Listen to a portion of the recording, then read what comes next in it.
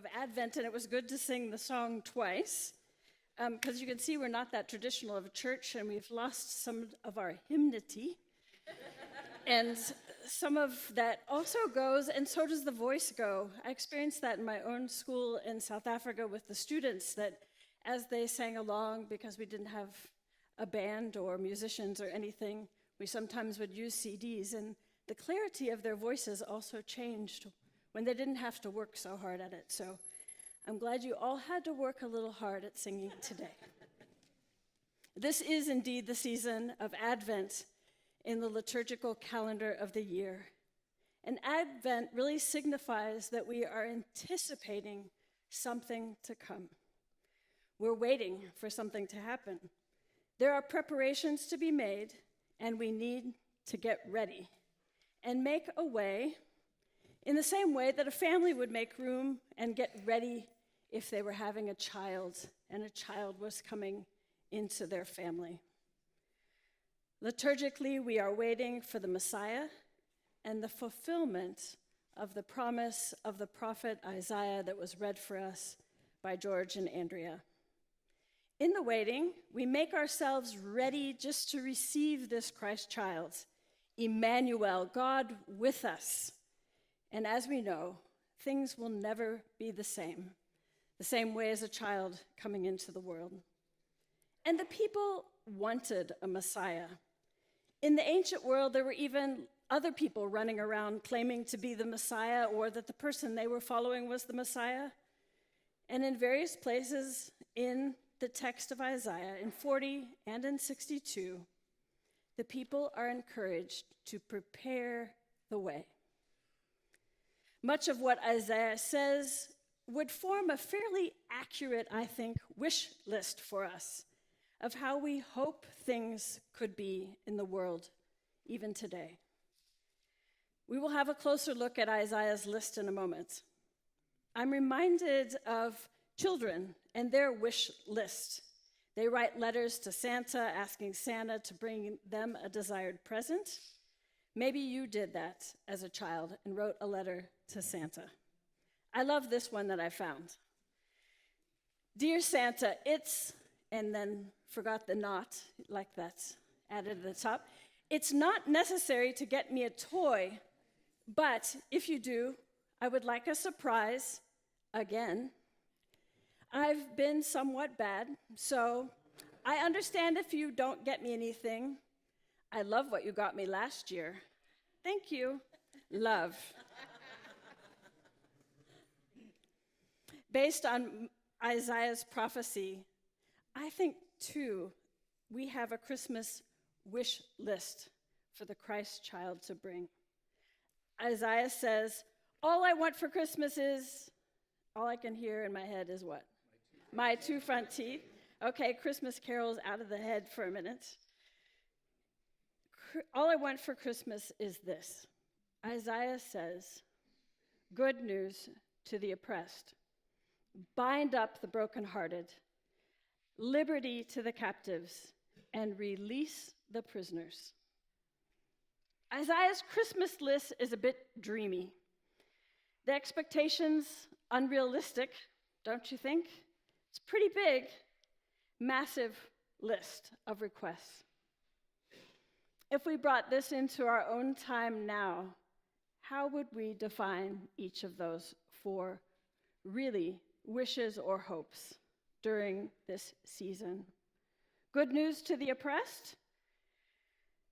Maybe those marginalized for race, sexual orientation, class, gender, disease, culture.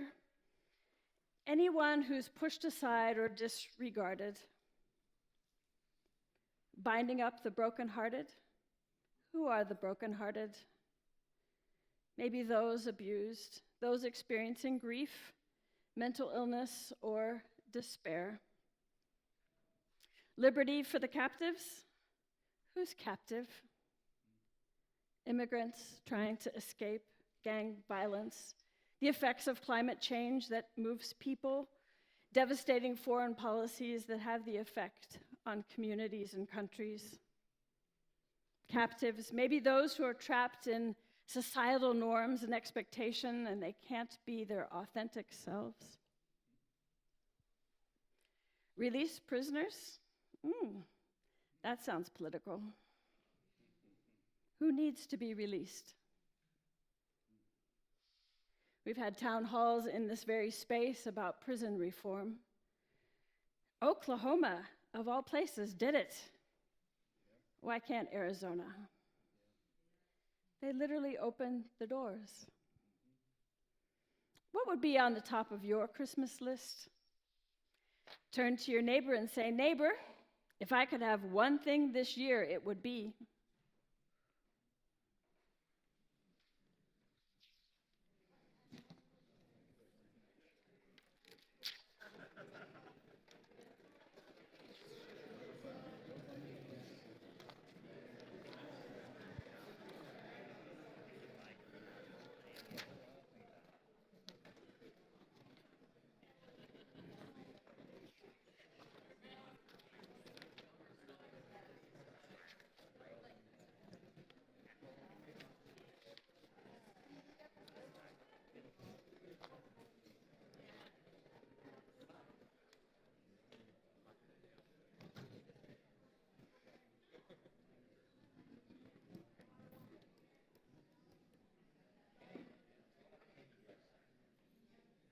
I wonder what you spoke about.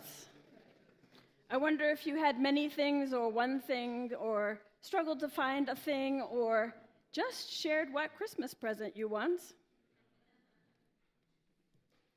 You know, much of what's going on in our list of what we hope for and what we want probably requires our own active participation. Sometimes we become the answer to our own prayer.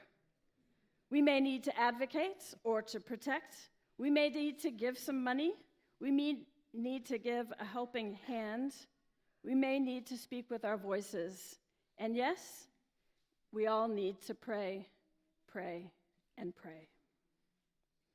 This week, December the 10th, is National Human Rights Day.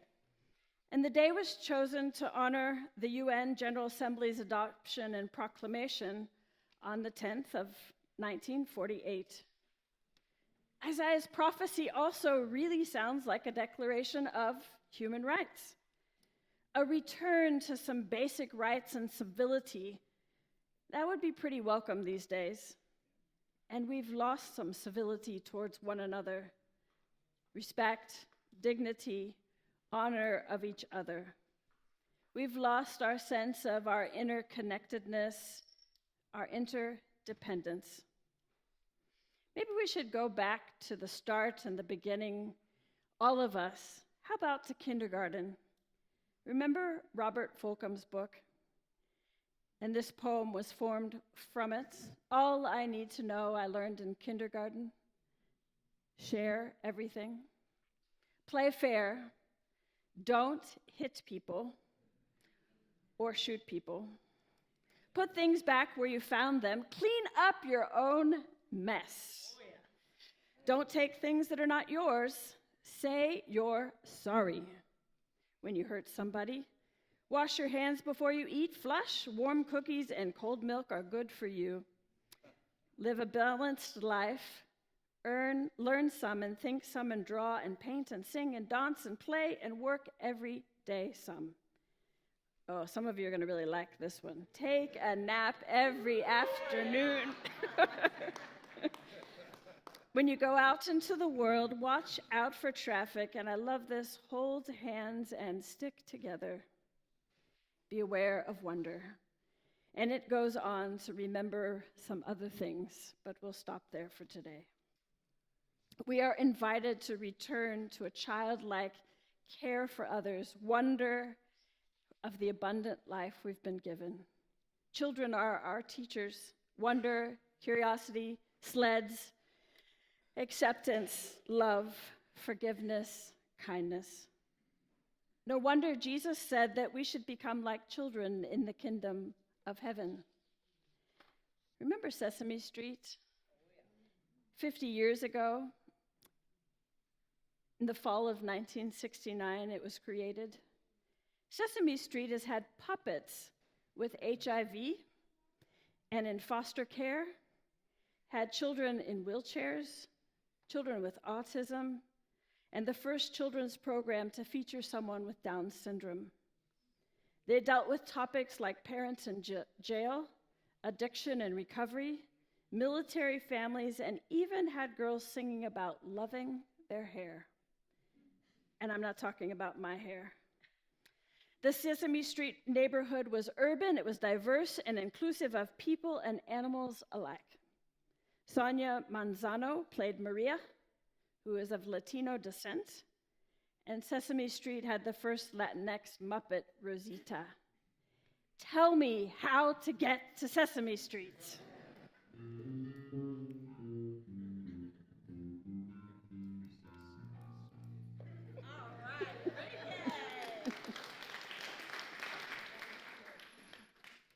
I won't go into the details of Mr. Rogers' Neighborhood because we're going to explore that when we do movies again in January, and we will look at Mr. Rogers' Neighborhood, the new movie out. But how fitting this movie's out now and just before Christmas and when we need more kindness. For it's a beautiful day in the neighborhoods. Won't you be mine?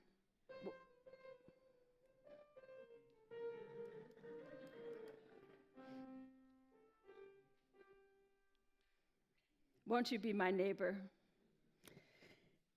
That's profound all by itself.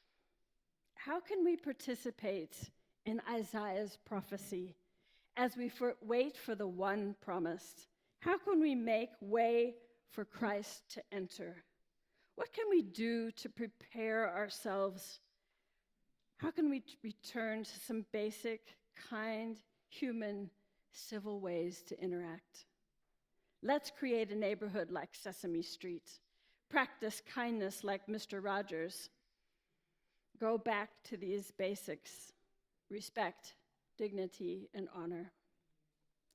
I received something this week from the Southwest Conference Minister, Bill Lyon. He was sharing something from the On Being Project. I'm not sure if you're familiar with it, but it's about better conversations and civil conversations. It's a whole program that you can run. But what I really was drawn to about it as I read were the 6 virtues that they have laid out as a way of really interacting and being in community with each other.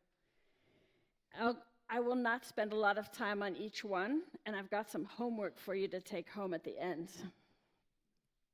But I want to offer these 6 to you as a way to return to this kind of civil way of being with each other, but really ground them in Scripture. First one is words that matter.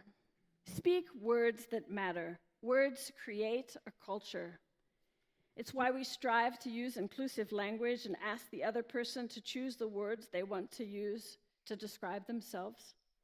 Words matter. Words can be sharp and biting, and words can be kind and encouraging. Ephesians 4:9 says, "Let no evil talk come out of your mouths, but only what is useful for building up as there is need, so that your words may give grace to those who hear." Do your words give grace? Here's a quick way to remember. Before we speak, remember to think.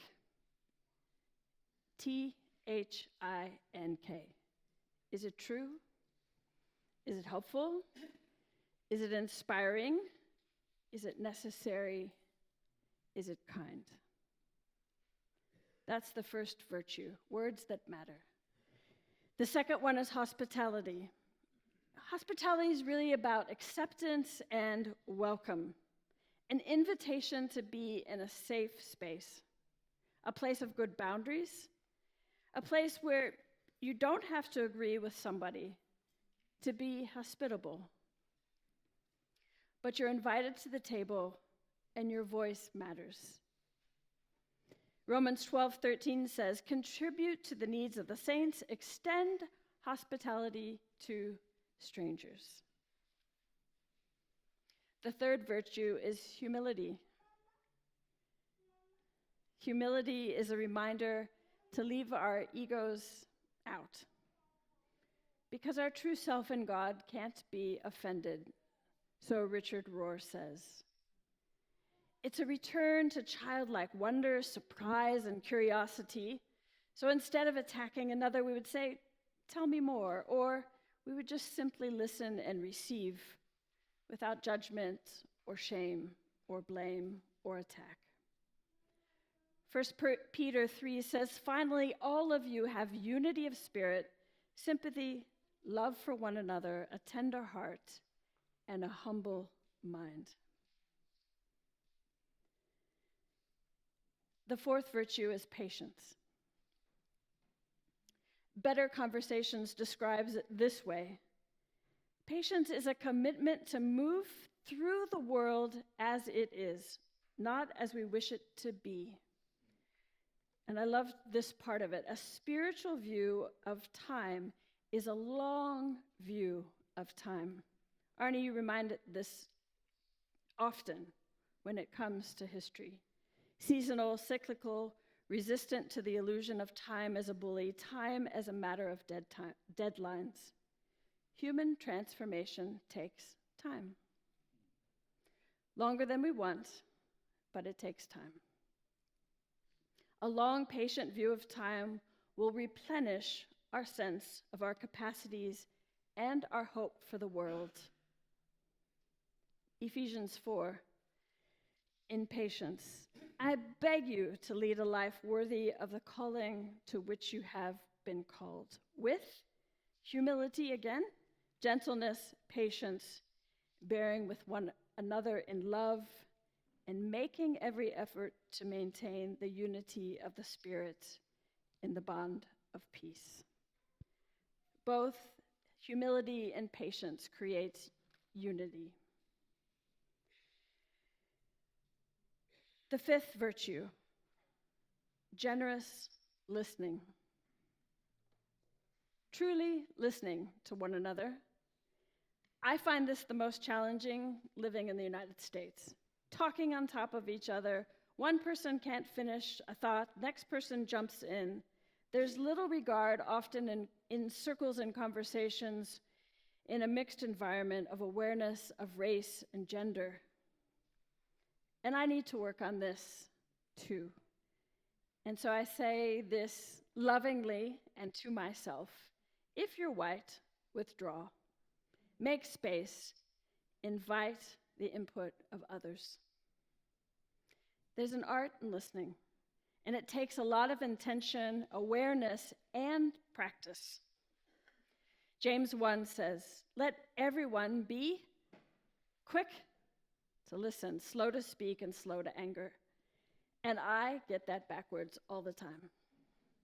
I'm quick to speak and quick to anger and very slow to listen. The last virtue is adventurous civility. That sounds exciting. Be willing to engage in difficult conversations, but in love, as Ephesians reminds us. Speaking the truth in love, we must grow up in every way into Him who is the head, into Christ. Adventurous civility honors the difficulty of what we face and its complexity of what it means for us to be humans. It doesn't celebrate diversity by putting it up on a pedestal and ignoring its messiness and its depth. The intimate and civilizational questions that perplex and divide us will not be resolved quickly. Civility in our world of change is about creating new possibilities for living forward while being different and even continuing to hold very profound disagreement. That's what Better Conversation says about adventurous civility. These 6 virtues, if you so choose to take your mission, right, mission impossible, and to embrace it, are your Advent to-do list. Never mind the shopping and the food buying. This is your to-do list. But maybe you can only do one virtue, and that's okay. just maybe adopt one for this next 3 weeks of Advent to take on, to try, to practice, to get better at one of these 6 virtues. So the ushers greeters are going to give you a sheet so you don't forget. You didn't have to take notes. So they're going to pass out the sheets for you.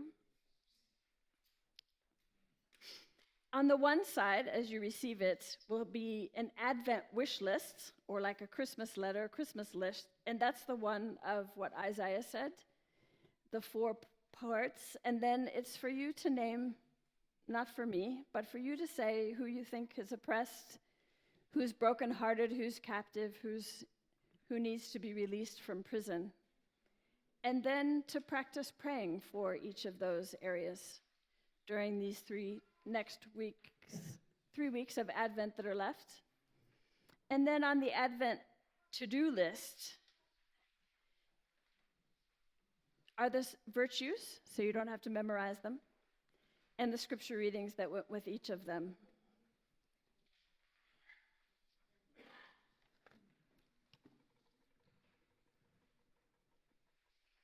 So if you knew you were getting homework, you might not have shown up today.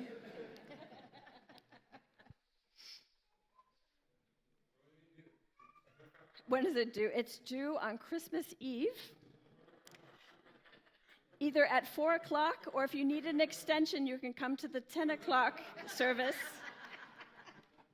That was a great question. Thanks for that, Marlon. Excellent. So as you finish with your lists and receiving them, I hope you'll take them home with you, share them together as a family, or with your partner, or on your own prayerfully and in meditation. Uh-oh, the band's getting homework too. Thank you, Larry. And we are going to sing of this Messiah to come, this Isaiah's prophecy through declaring the God of justice. Won't you stand in body or in spirit to sing?